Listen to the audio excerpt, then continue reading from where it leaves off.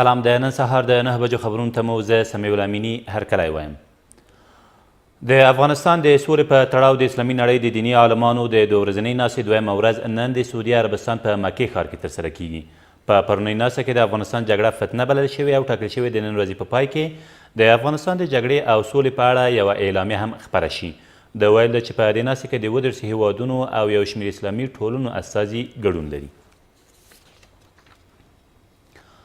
ولسمشر غني او مخکني ولسمشر حامد کرزي د ننګرهار په مرکز کې د تېرې ورځې ترسره شوی ځانمرګي برید په کلکه وغانده.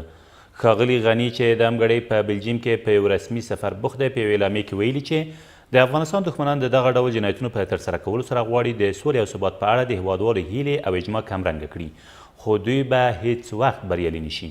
د جلال آباد ښار د شپږمې ناحیې په شاوخوا سیمو کې د ترسره شوي ځانمرګي برید له امله د دوو پوځیانو په ګډون 12 تنه وژل شوي او 15 نور ټپیان دي.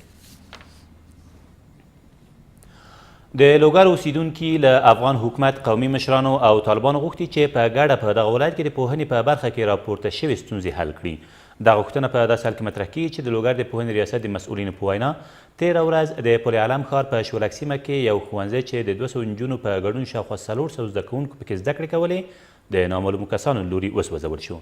دا په داسې حال کې ده چې له یوې اونۍ راهیسې د لوګر ولایت په محمد اغې ولسوالۍ کې 9 ښوونځي د زده کوونکو پر مخ تړلي او 15,000 زده کوونکي له 4.5 میاشتنۍ ازموینې پاتې شوي دي. په دې وروستیو کې په معارف کې چې کومې ستونزې راولاړې شوي دي، مکتبونه هم تړل کیږي، مکتبونه سوځول کیږي، دا ډېر یو جدي ستونزه ده. د ښوونځیو د امنیت ساتل د هر وګړي ګډ مسؤلیت دی چې باید امنیت یې وساتل شي، او که طالب او دولت غواړي یو له بل غچ واخلي نو ښوونځیو سره د جګړې نه کوي. قومي مشرانو ولایتي شورا ته راغوښتل، دوی سره مناسته درلودله او دوی سره هم د دغو مشکلاتو په حل کې له دوی څخه مرسته او کومک وغوښته تر څو دوی طالبانو ته ورسي او د هغوی سره کینی او دغه مشکل ته یو د حل لاره پیدا کړي، ځکه چې واقعا معرف سره نه باید داسې نظامي چلند وسي. دغه ښوونځی شاوخوا 14 کاله مخکې د زده کوونکو پر مخ پرانیستل شوی چې دا مهال د 220 نجونو په ګډون شاوخوا 420 تنه زده کوونکي لري. موږ د دې پیښې څېړنه کړې ده. دا پیښه غندو د لوګر له ټولو دیني عالمانو، قومي مشرانو او د زده کوونکو د کورنیو له غړو څخه یو ځل بیا په کلکه غوښتنه کوو چې د خپلو سیمو د ښوونځیو ساتنه وکړي او چاته د دې اجازه ورنه کړي چې ښوونځي وسوځوي.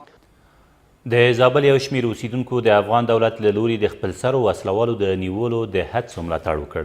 دوی تېره ورځ په کلات ښار کې په یوې راټولېدنه کې له ولسمشره وغوښتل چې دغه لړۍ نورو ولایتونو ته هم وغځوي.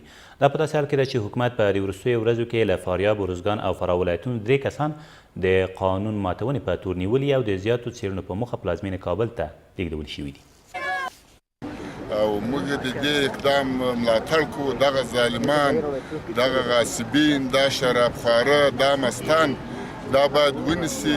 سربخوله په هره کوڅه کې قومندان نه یې او قانون وي، د دغه دپاره مظاهره ده چې د اشرف غني ملاتړ کوو او پاته سو چې د زورواکان په هر ولایت کې دي باید په دغه رقم یې په هغو هلیکاپټرو کې پورته کړي. نن مظاهره یا ملاتړ خلک چې راټول سوي دي د ډاکټر صاحب اشرف غني د دغه وروستیو اقداماتو چې د زورواکو، خودسرو، ملیشاو پر ضد باندې اقدام کړی دی، ټول ولس د دې ملاتړ کوي. 6 کیلوګرامه نشهیي توکي په بلخ کې د پولیسو له لوري کشف او ترلاسه شول. د کورنۍ چارو وزارت د رسنیو دفتر مسؤل وایي دغه مواد چې په 2 سفري بیکونو کې ځای پر ځای شوي وو ټاکل شوي له هېواده بهر ولېږدول شي، خو تر هغې مخکې تېره ورځ یاد هوایي ډګر د پولیسو له لوري کشف او ترلاسه شوي دي. د سرچینې په وینا دغو توکو د لیږد په تور یو کس هم نیول شوی دی. او 15 بېلابېلې سپکې او درنې وسلې تېره ورځ په لغمان کې ډایک پروګرام ته وسپارل شول. د لغمان د والي ویان سرحدي ځواک وایي دغه وسلې په تېرو 18 میاشتو کې د پولیسو په بېلابېلو عملیاتو کې کشف او ترلاسه شوي دي. ویل کېږي د دغو وسلو په تور یو شمېر کسان هم نیول شوي او دوسیې عدلي او قضایي بنسټونو ته سپارل شوي دي. 15 میله بېلابېلې وسلې چې د لغمان د امنیې قمندانۍ له لوري په تېرو 18 میاشتو کې په بېلابېلو عملیاتو او پیښو کې راټولې شوې وي نن د ښاغلي والي صاحب او د امنیه قمندان صاحب په لاسونو د ډایاک پروګرام ته وسپارل شو. دا تر دې مهاله وروستي خبرونه، تر بیا مو الله مل.